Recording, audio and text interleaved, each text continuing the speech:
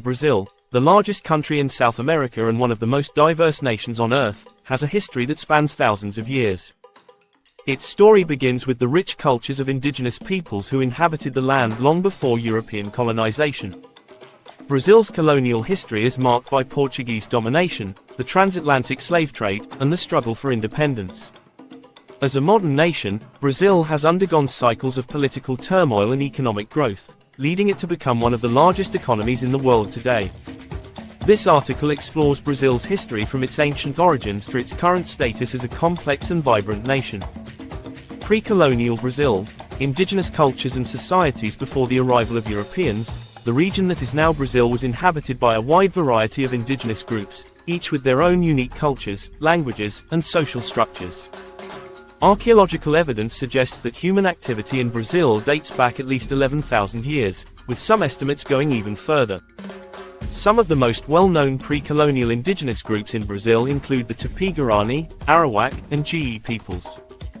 These societies were spread across different regions, from the Amazon rainforest to the coastal plains and the interior highlands. They practiced agriculture, fishing, and hunting, and many indigenous groups were highly skilled in managing the rainforest environment in ways that sustained both biodiversity and human habitation. The Tupi-Guarani people, who inhabited much of Brazil's Atlantic coast and river basins, played a particularly significant role in the region's pre-Columbian history. They developed sophisticated agricultural systems, cultivating crops like maize, cassava, and beans. These societies also had complex religious and social hierarchies, with chieftains and shamans holding important roles within their communities.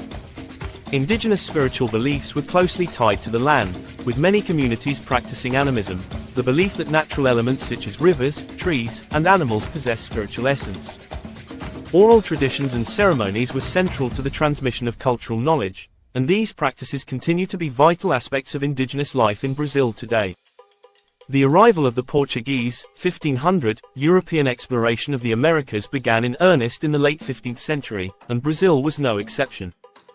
In 1500, Pedro Álvares Cabral, a Portuguese navigator, landed on the northeastern coast of Brazil, marking the beginning of Portugal's claim to the region. Cabral's landing is often considered the discovery of Brazil, though it was already home to millions of indigenous people. Initially, the Portuguese crown showed little interest in Brazil, focusing more on lucrative trade routes in Asia.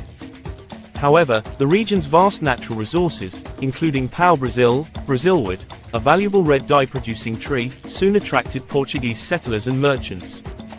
Early Portuguese colonizers established trading posts along the coast, where they exchanged European goods for Brazilwood with indigenous groups.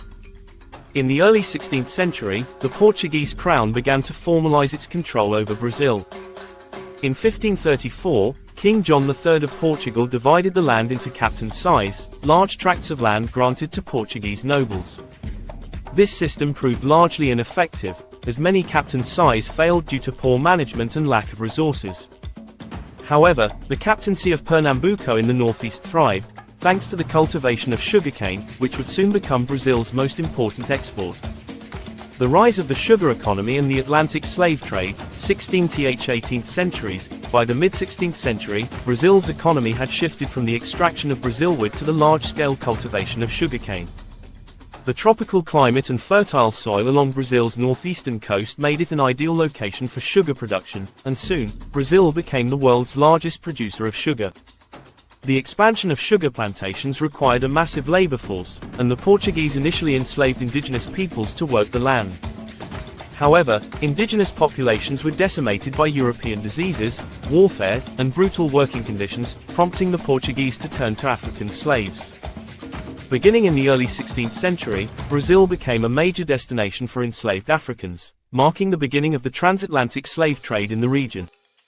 Between the 16th and 19th centuries, millions of Africans were forcibly brought to Brazil, primarily from West and Central Africa. They were subjected to inhumane conditions on plantations, working long hours under harsh treatment. African slaves played a crucial role in the development of Brazil's sugar economy, as well as in other sectors like mining and agriculture. Despite the brutal conditions, enslaved Africans in Brazil developed a rich cultural life, blending African traditions with local influences. This fusion of cultures gave rise to many aspects of modern Brazilian culture, including capoeira, a martial art that combines elements of dance and combat, candomblé, an Afro-Brazilian religion, and numerous forms of music and dance that remain integral to Brazilian identity today. Gold rush and territorial expansion, 1690s–18th century. In the late 17th century, Brazil's economy underwent a major transformation with the discovery of gold in the Minas Gerais region. The Brazilian gold rush attracted thousands of Portuguese settlers and adventurers seeking their fortune, and the colony's population expanded rapidly. Gold mining became the primary economic driver in the 18th century, leading to the establishment of new towns and infrastructure, including the colonial cities of Ouro Preto and Diamantina. These towns became centers of wealth and culture, marked by Baroque architecture and the lavish lifestyle of the colonial elite. As gold production surged, the Portuguese crown imposed heavy taxes on the mining industry, leading to tensions between the colonists and the crown. These tensions would later fuel the desire for independence from Portugal. During this period, Brazil also expanded its territorial boundaries. The Treaty of Madrid, 1750, between Portugal and Spain recognized Portuguese claims to much of the interior of South America, expanding Brazil's territory well beyond the original coastal settlements. This expansion laid the groundwork for Brazil's future borders, making it the largest country in South America.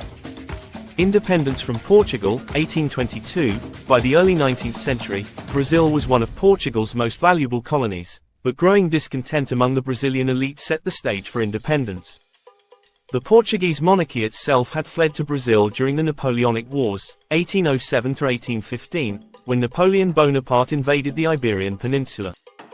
King Dom João VI established his court in Rio de Janeiro, making Brazil the de facto capital of the Portuguese Empire from 1808 to 1821.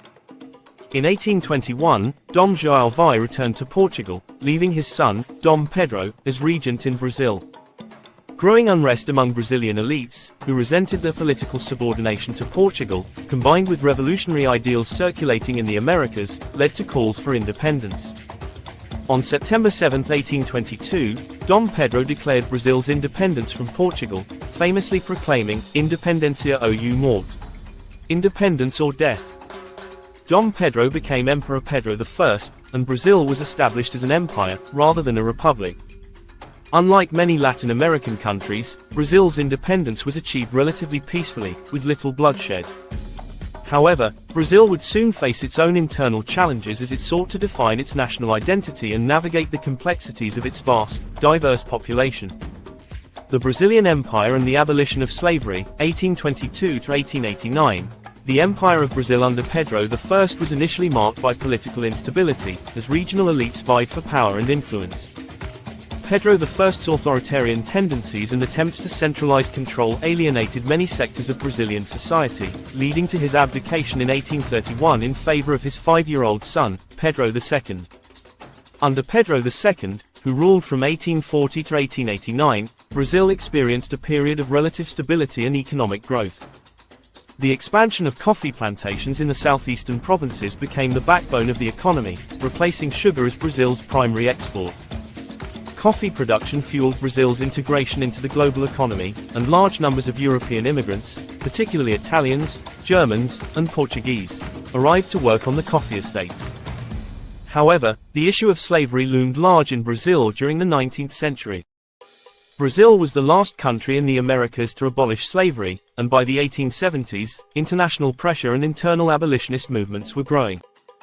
In 1888, Princess Isabel, acting as regent in the absence of Pedro II, signed the Lei Áurea, Golden Law, which abolished slavery in Brazil. This act ended centuries of forced labor and marked a turning point in Brazilian society. The abolition of slavery, however, created new social and economic challenges, particularly for the freed Afro-Brazilian population, who faced discrimination and limited opportunities in post-slavery Brazil. The First Brazilian Republic, 1889–1930, just 1 year after the abolition of slavery, Brazil underwent another major political transformation. In 1889, a military coup led by Marshal Deodoro da Fonseca overthrew Emperor Pedro II and established the First Brazilian Republic. The new republic adopted a federal system of government, with power divided between the central government and Brazil's various states. The early decades of the Republic were characterized by the dominance of the rural coffee oligarchy, particularly in the states of São Paulo and Minas Gerais. Known as the coffee with milk political arrangement, these two states controlled much of the political power and economic resources in Brazil. However, the Republican period was also marked by social unrest and regional revolts. The rise of urbanization, industrialization, and the growth of the working class led to increased demands for political reforms and workers' rights. The Vargas era and industrialization, 1930 to 1945.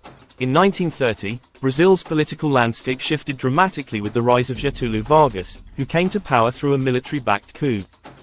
Vargas ruled Brazil for nearly 2 decades, first as a provisional president, 1930 to 1934, then as a constitutionally elected president, 1934 to 1937, and finally as a dictator under the Estado Novo regime, 1937 to 1945.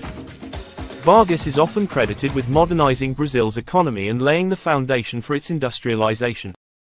He implemented a series of social and labor reforms, including the establishment of a minimum wage, social security, and labor protections for Brazilian workers. Under Vargas, Brazil's industrial sector expanded, particularly in areas like steel production and manufacturing. However, Vargas's authoritarian rule also suppressed political dissent, and his regime was characterized by censorship and the repression of opposition movements. Vargas was eventually forced to step down in 1945, but he remained a key figure in Brazilian politics for years to come. The military dictatorship, 1964 to 1985. In 1964, Brazil experienced another significant political upheaval with a military coup that overthrew the democratically elected government of João Goulart. The military dictatorship that followed would rule Brazil for the next 21 years, during which civil liberties were restricted, political opposition was repressed, and widespread human rights abuses occurred.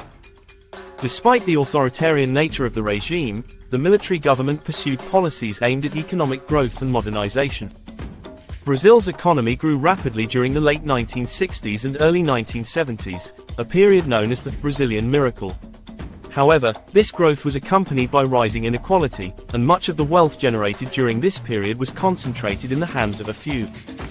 By the 1980s, growing public dissatisfaction with the military regime, coupled with an economic crisis marked by inflation and foreign debt, led to increasing calls for democratization. In 1985, Brazil's military rulers agreed to a peaceful transition to civilian rule, marking the end of the dictatorship. Modern Brazil, democracy and challenges. Since the end of military rule, Brazil has struggled to consolidate its democracy, overcome economic inequalities, and address issues such as corruption and crime. The country has also faced environmental challenges, particularly in the Amazon rainforest, where deforestation has accelerated in recent years. Brazil's political landscape has been marked by both progress and setbacks. The country experienced significant economic growth in the early 2000s, driven by rising commodity prices and a growing middle class. However, in the 2010s, Brazil faced political crises, including the impeachment of President Dilma Rousseff in 2016 and widespread protests against government corruption. Today, Brazil remains one of the world's largest democracies and economies, but it continues to face significant challenges, including social inequality, environmental degradation, and political polarization.